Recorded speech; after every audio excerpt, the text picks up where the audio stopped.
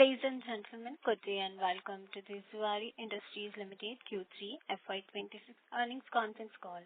As a reminder, all participant lines will be in the listen-only mode, and there will be an opportunity for you to ask questions after the presentation concludes.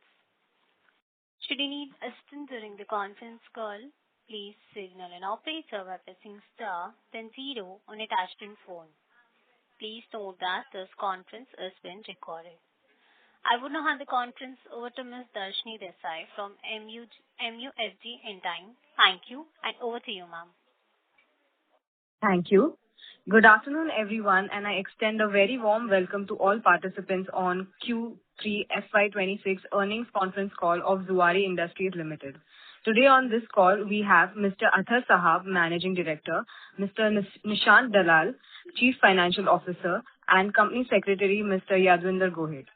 Before we begin this call, I would like to give a short disclaimer. This call may contain some forward-looking statements which are completely based upon our beliefs, opinions, and expectations as of today. These statements are not guarantees of our future performance and involve unforeseen risks and uncertainties. With this, I hand over the call to Athar Sahab ji. Over to you, sir. Thank you. Thank you, Darshini, and I welcome all the participants to this quarterly call. On behalf of Zuari Industries Limited, I am pleased to be accompanied by Mr. Nishant Dalal, CFO, Mr. Yadvinder Gohil, Company Secretary, Mr. Jatin Jain, our Deputy CFO, and to give you an account of our quarterly performance. We commenced our crushing this season, which usually starts in the third quarter. The earliest commissioning in the crushing was commenced on 26th of October this year. We also achieved the highest ever day crush, which was 1.1 lakh quintal. We achieved highest ever Q3 crush, which was 67.28 lakh quintal. In comparison, we had achieved 60.79 lakh quintal last year. The biggest highlight of this quarterly performance was that we achieved capacity utilization of more than 100%. It is quite unusual in sugar industry, but I am very happy to report that our factory achieved more than 100% capacity utilization in the third quarter. The sugar sales were a shade lower than the last year at 3.2 lakh quintal, and that was primarily because of the quota that is given by the government. But we made up for it by sugar realization, which was up by about 6%. Our power generation was also up by 6.7%. Ethanol production was up by 4.8%. And ethanol sales were up by 17.7%. So overall, I would say we put up a robust performance in the SPE division of the company. As far as our subsidiaries and joint ventures are concerned, our largest subsidiary, Zuari Infra World, continues to move ahead with its asset-light DM model. And by now, we have achieved a gross development value of 3,100 crores. We have also made a recent entry into Bangalore. As you are aware, we are pursuing DM projects in Hyderabad and in Kolkata. Our flagship project, which is St. Regis Dubai project, is now nearing completion. The target was about 98%, but we have done 93.4%. We are now expecting to complete the project in all respects by the end of this financial year and commence the handovers by April of 26. Simon India, which is our engineering and construction company, commissioned the fifth evaporator project for PPL in this quarter.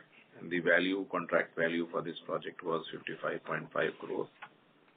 It has now got orders of about 100 crores that it is executing for various clients.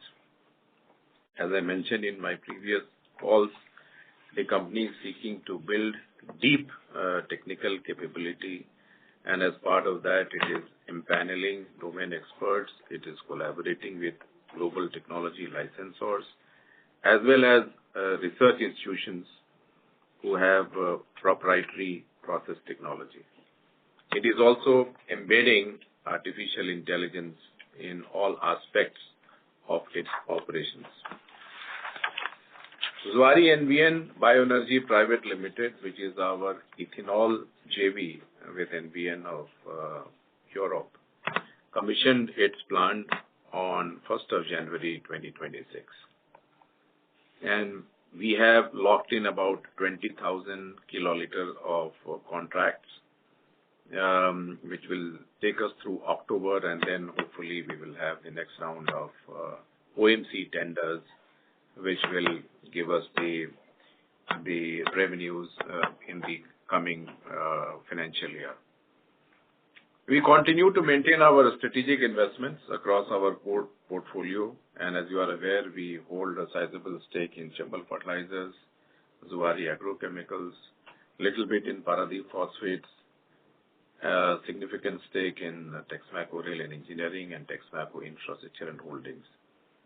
The value of our listed strategic investments as on the 31st of December 25 was 4,600 crore, and which was a shade lower than the previous quarter because of the market movement.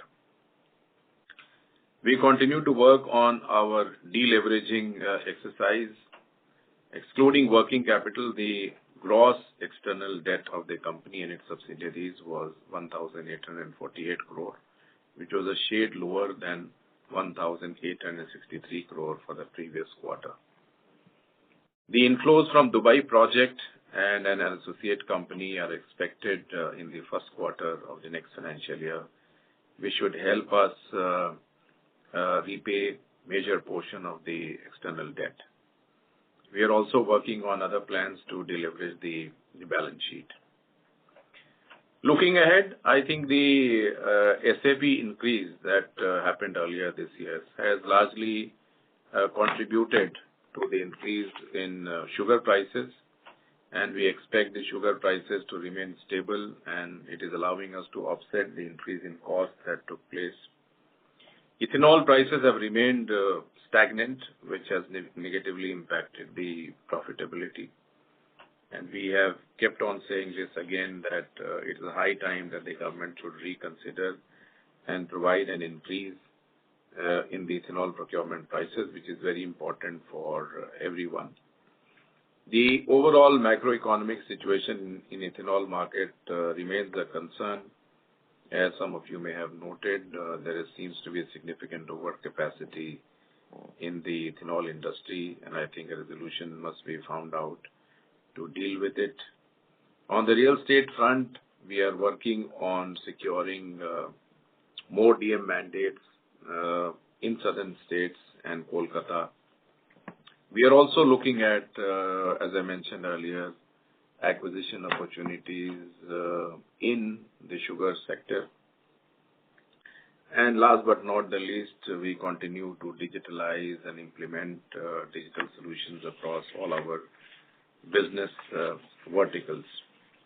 So with this background, I now invite our CFO, Nishant Dalal, to please present the financial results of the company. Over to you, Nishant.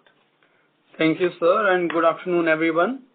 I will begin by providing a brief overview of Zuari Industries' financial performance. So on a standalone basis, the revenue of the company are up by 2% as compared to previous year Q3 and are at 254.7 crores. Similarly, for the 9-month period, the revenues remain similar kind of levels. These are 727.6 crores, marginally up by 1%. On the EBITDA, we continue to maintain the EBITDA, and EBITDA for Q3 FY26 is 36.3 crore versus 37.7 crore in the previous year. For the 9-month period, it is 125.7 crore as compared to 114.8 crore in the previous year. We continue to optimize our borrowing costs, and they are coming down quarter on quarter as well as yearly. So for the quarter, there is a reduction of 3.5 crore as compared to the previous year Q3. And for the 9-month period, the finance costs are down by 9.8 crore. The PBT before exceptional items is 4.5 crore for the Q3 FY26 as compared to 2.6 crore in the previous year Q3. And for the 9-month period, it is 24 crore as compared to 4.2 crore in the previous year. The exceptional items for this quarter includes an impact of 2.81 crore on account of the new labor codes. On a consolidated basis, the revenue of the company are 301.5 crore for Q3 as compared to 274.1 crore in the previous year. And for the 9 months period, there is a jump to 855.6 crore as compared to 793.3 crore in the previous year. Similarly, the PBT before exceptional item for the Q3 is a loss of 18.6 crore as compared to 23.7 crore for Q3 of previous year. And for the 9 months period, the PBT before exceptional item stands at 154.9 crore as compared to 53.2 crore in the previous 9 month period. And few updates on the subsidiaries and important subsidiaries and joint ventures. So for Zuari Infra World Limited, the income has increased to 36.4 crore as compared to 34.9 crore in the Q3 of last year. Similarly, Simon India, which is the EPC arm of the group, their income has increased to 24.3 crore as compared to 6.2 crore in the previous year Q3 period. On the joint ventures, our oil tanking joint venture has seen a significant increase in the income to 7.4 crore as compared to 5.5 crore for the quarter, and it's primarily driven by the renegotiated rates for the tolling facility with the OMCs. A snapshot of the performance of the subsidiaries and joint venture is already in the investor presentation, and the detailed financials are also there. I hope you got a chance to go through it. I now request the moderator to open the floor for discussion.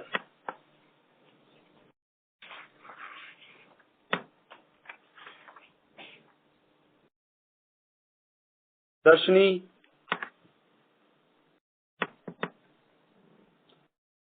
Thank you very much. We will now begin the question and answer session. Anyone who wishes to ask question may press star and 1 on the touchtone telephone. If you wish to remove yourself from question queue, you may press star and 2.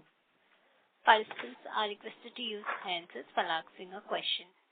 Ladies and gentlemen, we'll wait for a moment while the question queue assembles.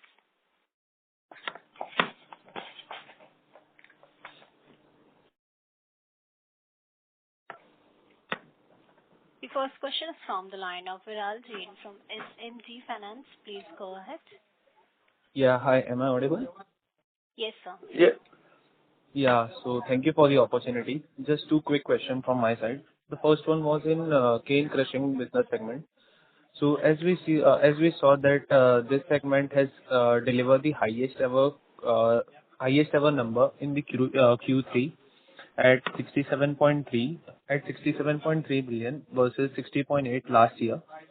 So just wanted to understand that can you help us to give a more clear picture with regards to the operational efficiency and agro-economic factor that have enabled this performance, and how sustainable is this trajectory given on the 9-month basis, as we saw there was a decline in the volume?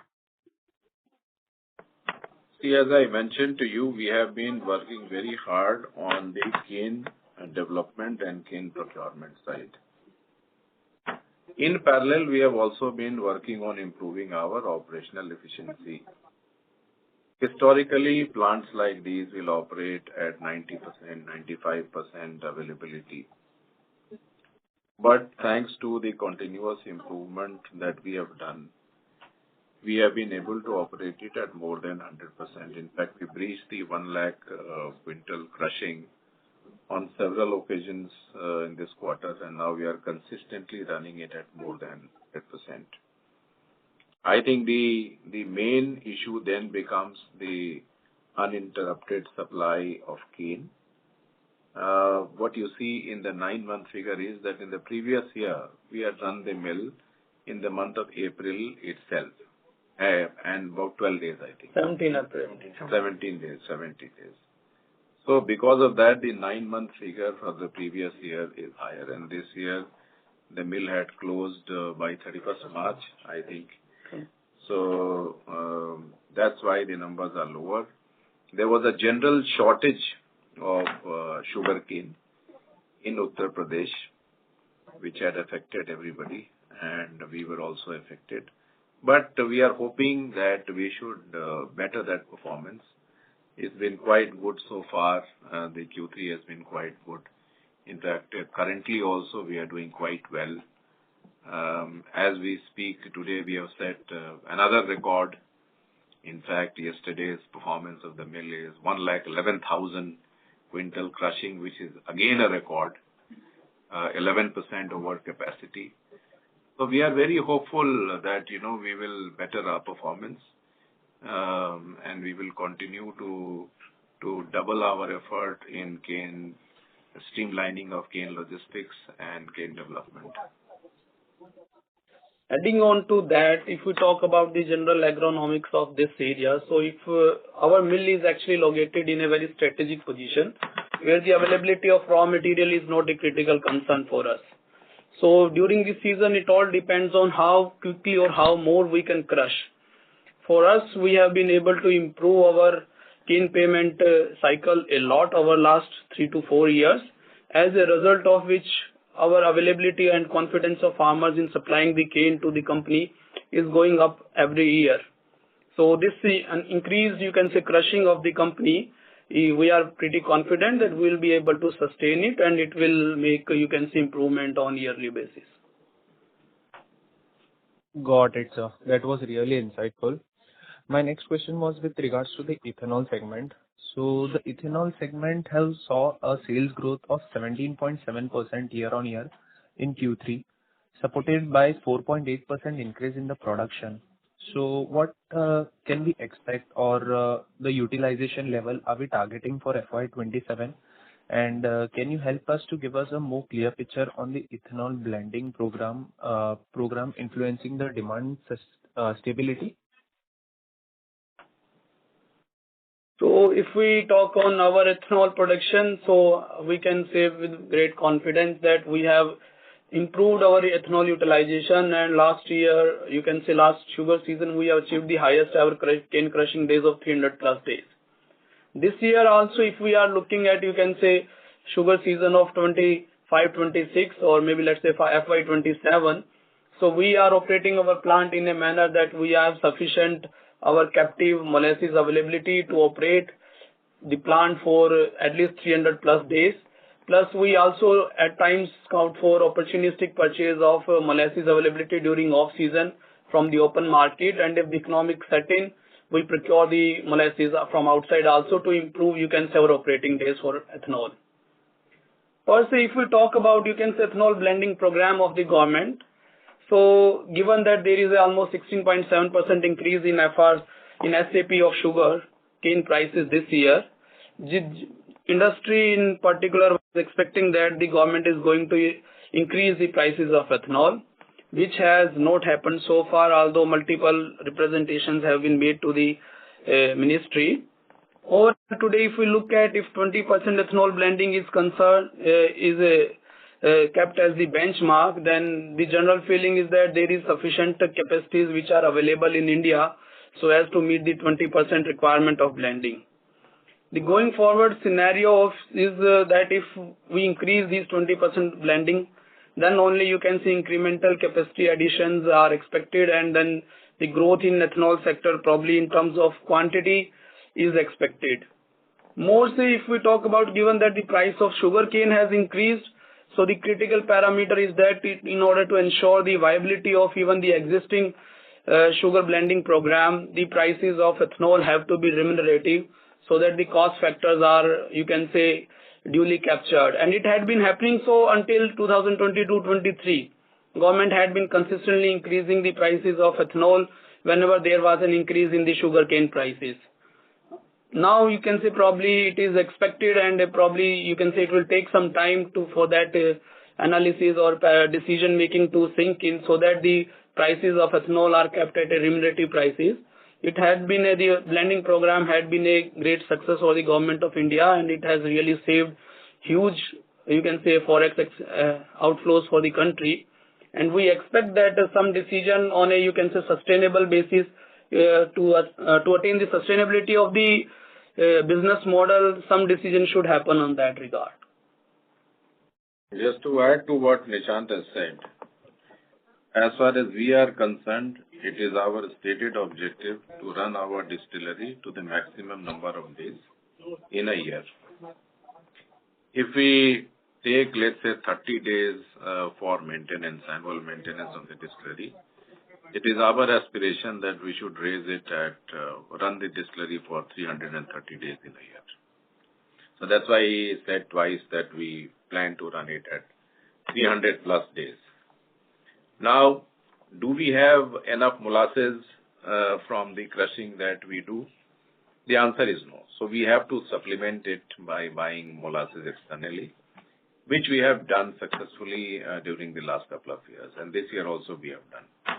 So we are very confident that we should meet our distillery operation days target, and therefore the production should be quite good. The concern that he raised was that the government has not increased the prices. Is a valid industry-wide concern. But we still are profitable. I think whatever prices are there, we still are profitable. I see no concern there. The other concern is that the government has put a stop at 20% or paused the blending at 20% currently. And we are all hoping that this blending percentage should be increased because that's important not only for us but for everybody else who has set up distillery capacity.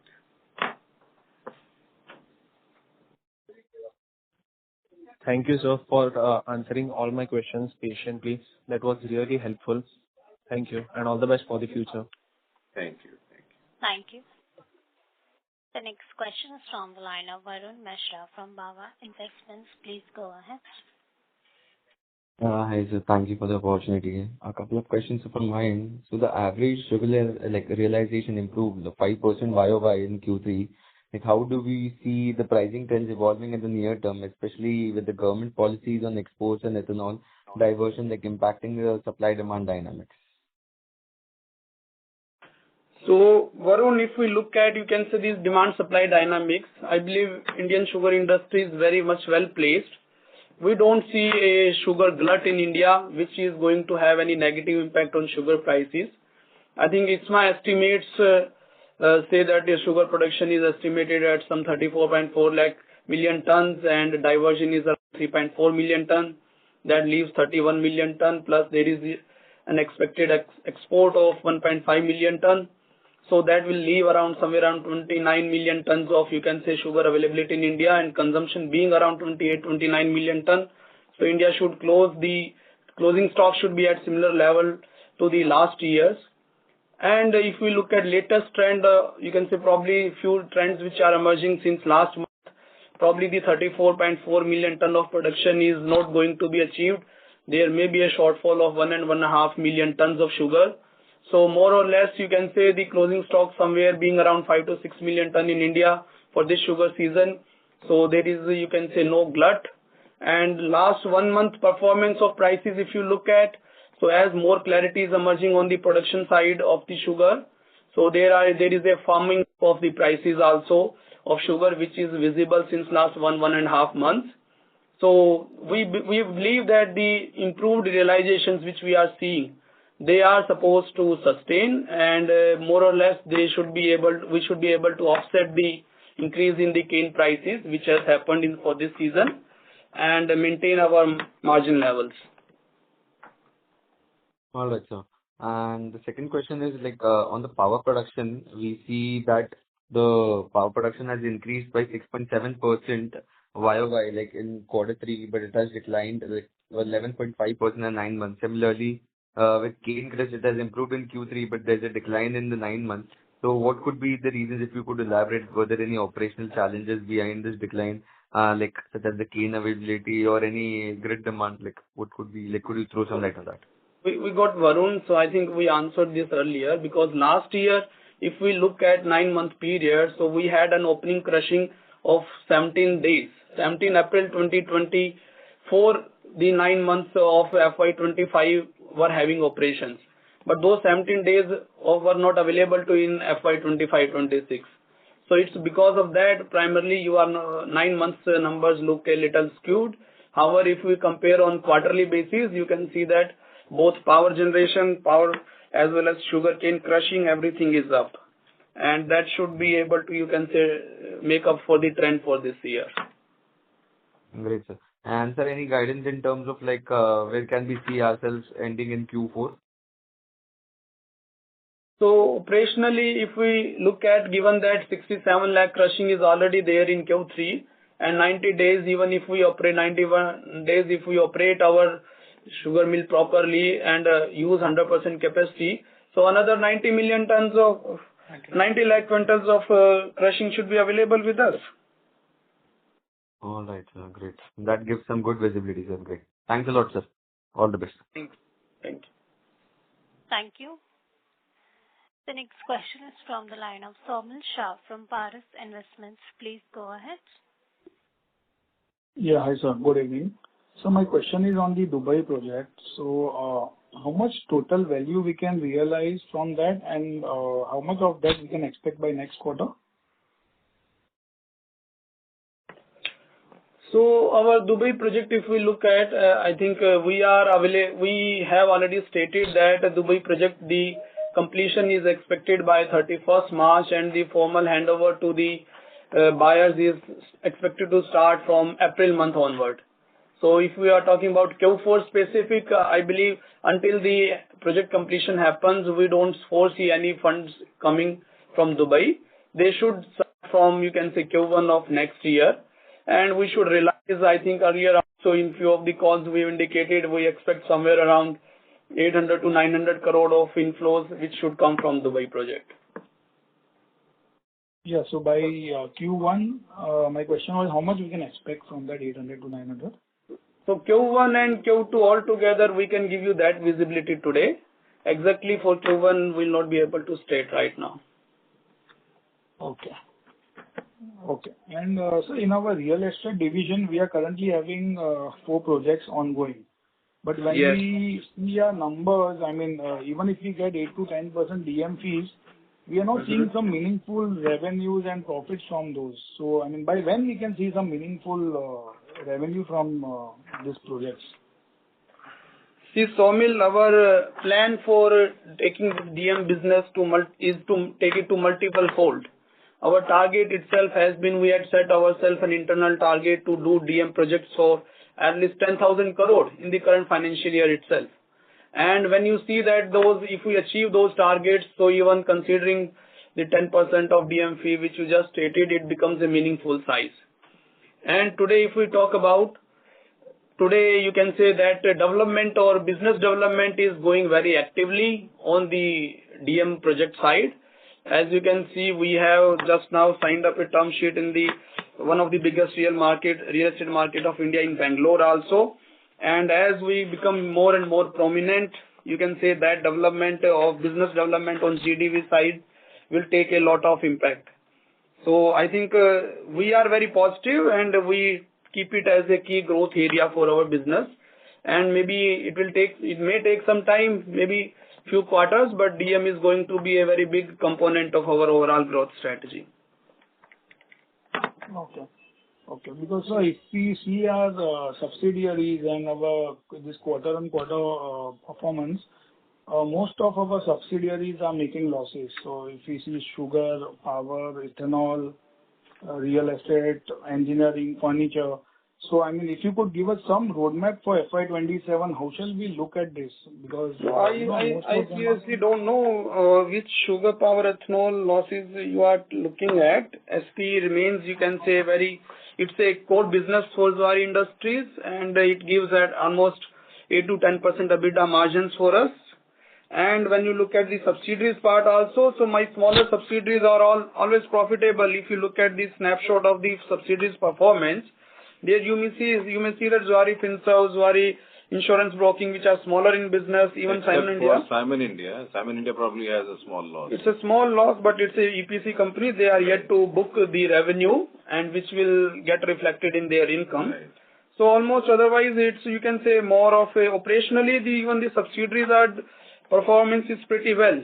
It's more at the group level, which is a debt overhang on us, which will take some time, and then the picture will be completely different. Correct. So I was talking on the consolidated basis only. When we are seeing the presentation post interest and all in our results only, we can see most of them are in losses. Maybe that's because of the interest cost and everything. I think so. Okay. Okay. And so, few days back, we saw one, Zuari Agro's one notification that they are entering into mining or something. So can you please throw some light as a promoter? See, they have just started to explore something in mining, but right now it is all very initial, exploratory, and nothing firm as of now. Okay. Okay. And so my final question is on the land side. So, are we going to monetize any land, on the Goa part? And how much we still hold in Zuari Industries and Zuari Agro? Nishant will answer that question about the... We hold almost 260 acres in Zuari Industries and probably similar kind of acres in Zuari Agro also. So we are facing some regulatory challenges in Goa, and there has been a new law that has been passed, which is restricting the land change in land use, etc. So we are examining various options, various legal options, etc. And therefore we are not factoring it into our deleveraging plans as of now. Okay. Okay. If I may squeeze in one more question, sir. Please. Yeah. On the our other group company, Texmaco Infra, we are going to launch it in Q1 of next financial year, some big real estate project. So are we on track to do that? I think this question is best answered by Texmaco Infra. I think wherever questions pertain to other listed entities, it is best to ask them. But since you raised this question, my sense is that their project is on track and it should be launched in the first quarter of the next financial year. Okay. Okay. That's it from my side. Thank you and all the best. Thank you. Thank you.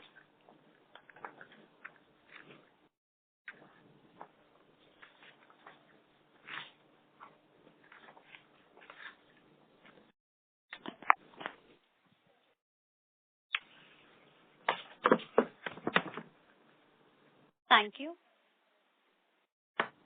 The next question is from the line of Navya Rajput from HRJ Capital. Please go ahead. Hello. Am I audible? Yes, ma'am. Yeah. Thank you for the opportunity, sir.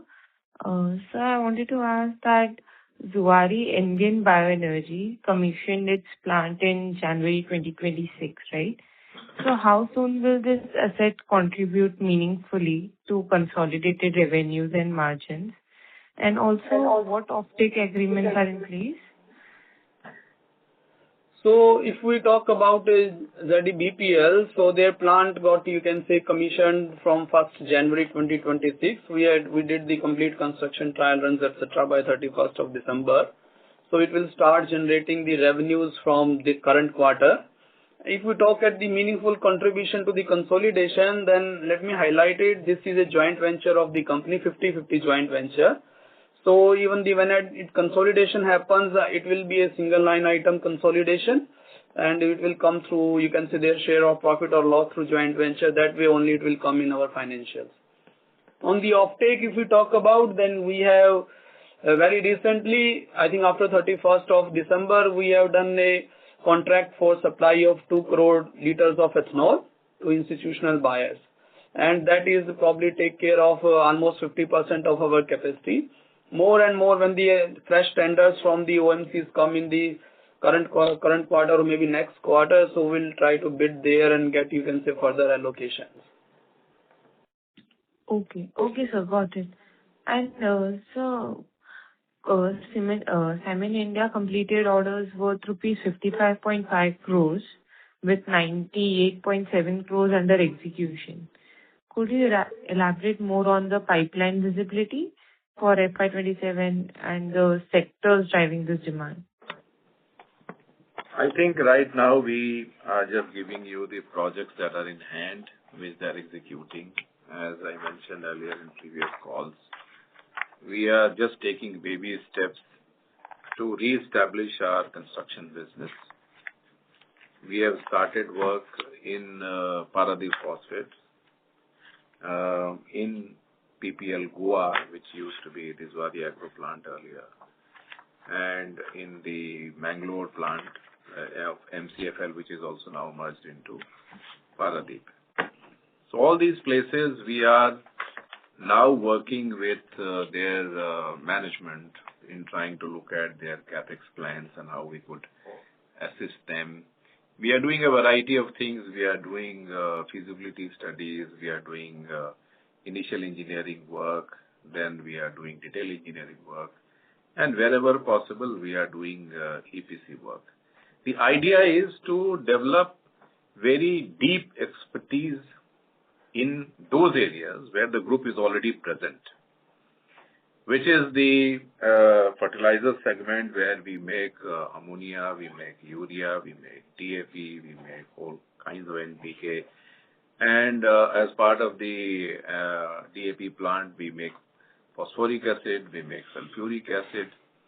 So you can say that Simon India is in that phase where it is really building those deep capabilities on the one hand. And on the other hand, it is also seeing how it can do its work, not in the traditional manner which used to be very labor intensive, but by extensive use of artificial intelligence. So I think we will continue to take up projects, but the real value will come over a period of time when we have fully absorbed A, the deep domain knowledge, and B, the AI part into our operations. Okay, sir, got it. Thank you so much for answering all my questions, and best of luck for future. Thank you. Thank you. Thank you. A reminder to all the participants, you may press star and 1 to ask question. The next question is from the line of Rajiv Jain from Arkin Investments. Please go ahead. Hello, am I audible? Yes, sir. Yes, please. Yeah. Thank you for giving the opportunity. So, firstly, you highlighted plans to secure robust DM mandates across Bangalore, Calcutta, and Hyderabad. So, could you elaborate on the scale of these projects and their expected contribution to consolidated revenues for maybe over the next 2-3 years? Typically, these projects are between 750 to 2,000 crores. This is the range at which opportunities are coming to us. And the typical DM fee for these projects could be between 6 to 7% roughly. And as Nishant said, we have a stated objective of getting about 10,000 crore worth of gross development value worth of projects. We have reached a milestone of about 3,000 crore. And let's see what we can do by the end of this year. But I think every quarter you will keep getting these updates. One discipline that we want to follow is to keep updating the investors and market participants about the progress that we are making. And hopefully we'll see some progress. I think next quarter when we meet, we may have some better news to share with you. And one question that must be at the back of the mind of many participants is that why is the company pursuing DM mandates, and why is it not buying land, and why it's not doing JDAs, which is the more traditional way of doing business. And this question I've answered last year in one of the calls, and I repeat that our first focus is on in completing our Dubai project and repatriating the funds. We have already invested a lot of money into real estate, and that money has to be recouped and brought back. In the interim, one good way of growing the business and expanding our footprint is a DM model. It's not easy. It's very tough and challenging. You have to find a certain profile of partners who would be willing to cooperate and collaborate with you. Those who see value in associating with the Zuari brand. So our company is looking at such kind of people who can collaborate with us. And we have seen some good results. The company has been able to secure mandates in Hyderabad, Kolkata, and now recently in Bangalore.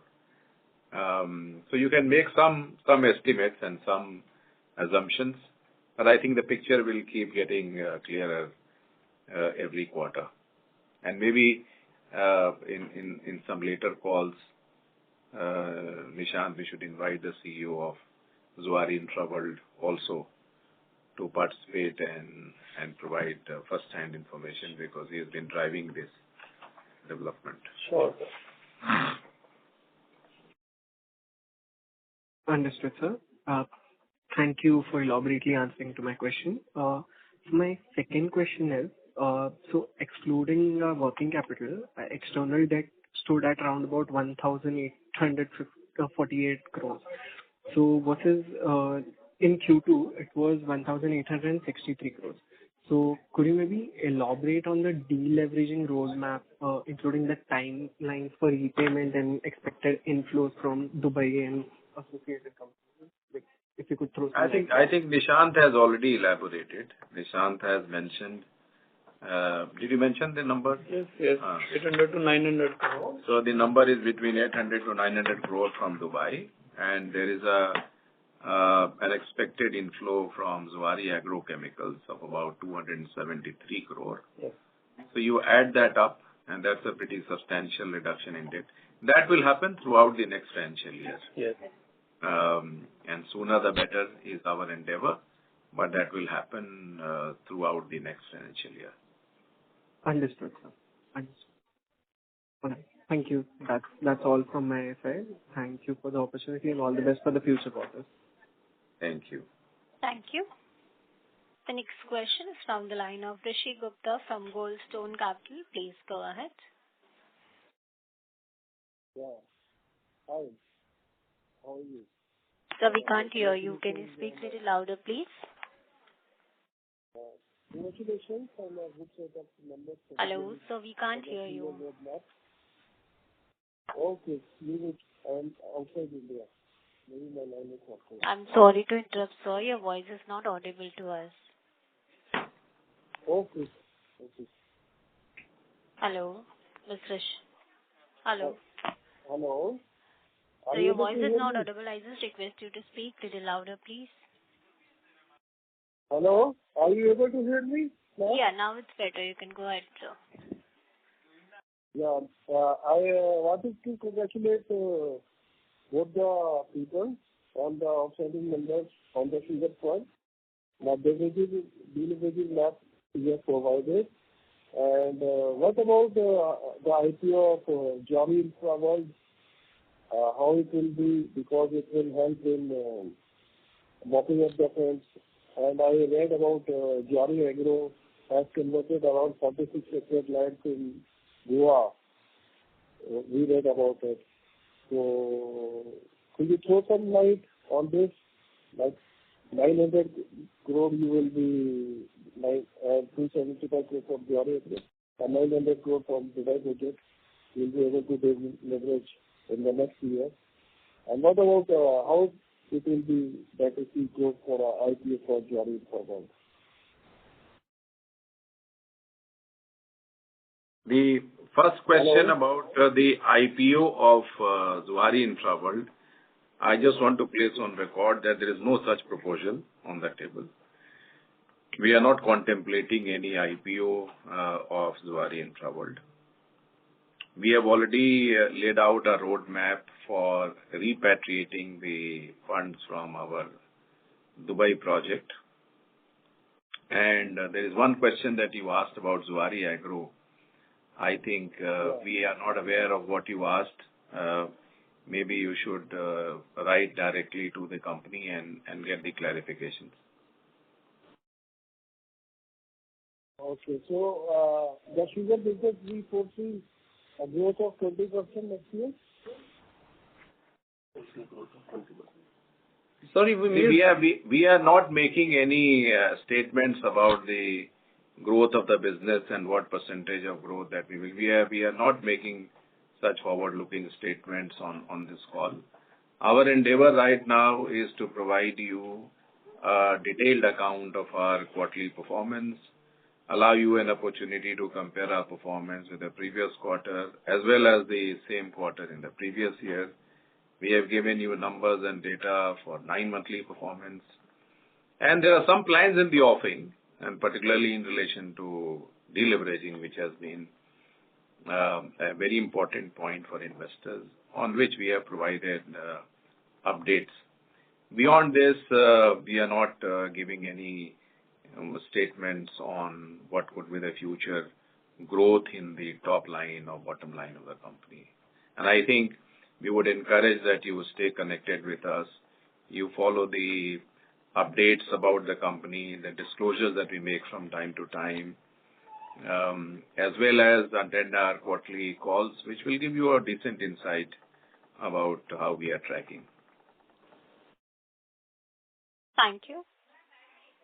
The next question is from the line of Pratik Shah from Investing Alpha. Please go ahead. Hello. Yeah, hi, sir. I hope I'm audible. Yes, please. Yeah. Sir, Zuari Agrochemicals saw a 21% of increase in value. So what synergies are being leveraged across the fertilizer business, and how does this strengthen your position in the agri-input sector? See, I think this question is best posed to Zuari Agrochemicals. I don't think it is appropriate that we answer these questions. Zuari Agro is an associate company, right? We do not manage Zuari Agrochemicals. We have an investment, and that's it. And I think you should ask this question to Zuari Agrochemicals. No problem, sir. I got it. So, okay, that's it. That's from my side. Thank you. Yeah. Thank you. As that was the last question for the day, I would now hand the conference over to the management for closing comments. Over to you, sir. So thank you everyone for joining this call. We appreciate your participation.